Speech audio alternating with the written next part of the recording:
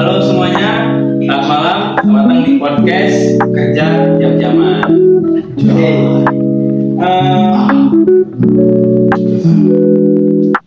hari ini kita akan membahas tentang kerja jam-jaman nih, dari orang-orang kerja malam khususnya. Pagi ke sore juga lah ya.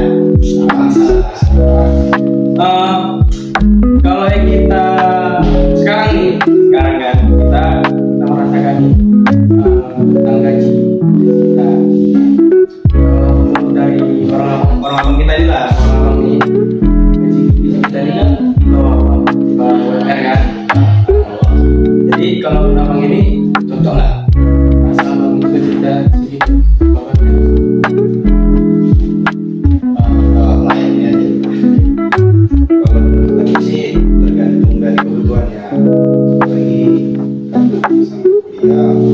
Pengeluaran itu lumayan besar. Kalau dari orang Ya sebelumnya makasih udah diundang ke podcast yang tiba-tiba banget ini, ketiba-tibaan ya kan guys. Ya menurut saya sih untuk kita di 2025 ini udah invasi keuangan di Indonesia itu sangat besar. Jadi gaji UMR pun tergolong tidak cukup dinaikkan. Lalu untuk gaji kita yang di bawah UMR itu sangat-sangat cukup ya untuk kita sudah dibanding yang harus dibayar dan sekarang gini Pak, kita kan juga ada kan yang namanya itu jam malam kerja kita. Nah sekarang itu kan yang jam malam ini sekarang juga ada peraturan di dan pun dan cukup mereka. Kalau rasa orang ini lah untuk khususnya untuk di jam malam itu dengan gaji yang di bawah itu kamu merasa pas apa tidak? Atau kurang udah pasti kurang. Oh, berarti abang ini nih ya kerja malam? Iya, karena memang lagi kuliah malam lah. Kalau dari abang ini kerja malam nih ya. Dari yang mau dapat dari jam kemarin ini, abang Otomatis kurang juga. Ya, karena kan dari segi transportasi kita kan pasti bis motor, bensin, baru ya dia makan di jalan. Karena kalau misalnya ada bocor atau ya juga ada. Ya jadi semuanya itu butuh lah. Kalau abang ini kerja malam atau dari pagi ke malam? Kerja saya tuh seram. Kerja saya tuh gua yang jantan bertelur. Kerja saya. Ya kalau kerja saya sih mesti kosannya tidak mesti banyak ya.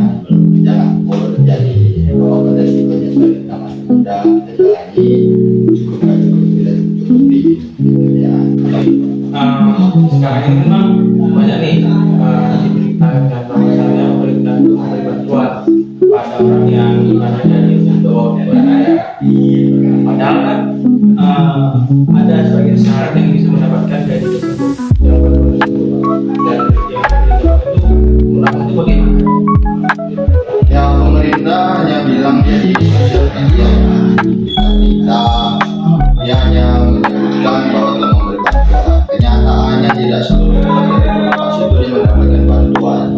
Nyatanya banyak persyaratan yang harus dipenuhi.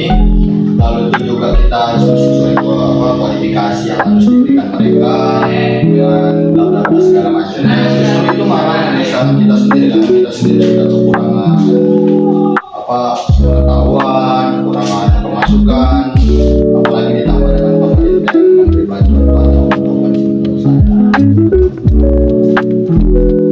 Jadi kalau misalnya nih aku mendapatkan bantuan tersebut dan uang itu dapat masuk juga dari apa? Yaitu apa? Kalau untuk apanya sih ya sebelumnya terima kasih untuk pemerintah telah membantu kita seperti saya ini. Uangnya itu untuk apa ya? Pertama untuk kebutuhan hidup, yang kedua untuk memutar agar kita tidak jadi beri bantuan tidak pembayar seperti staf awal. Yang ketiga ya untuk kita sehari-hari gimana lah. Ya, terima kasih untuk kita ngasih bantuan gitu.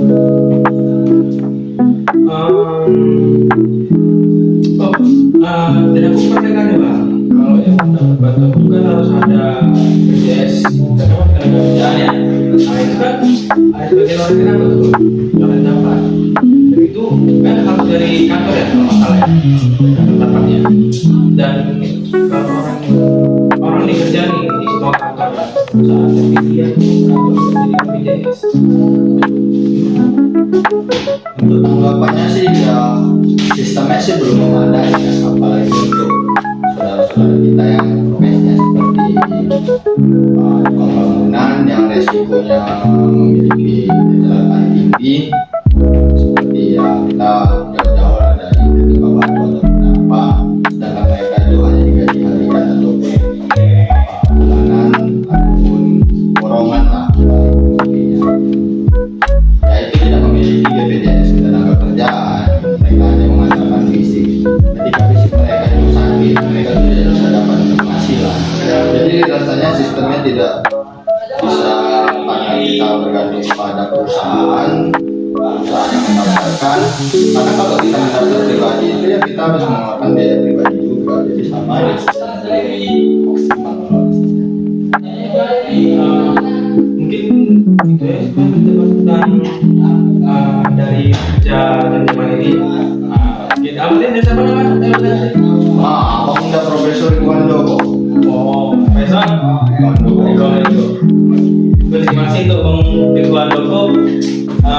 Sekian dari podcast kita. Terima kasih.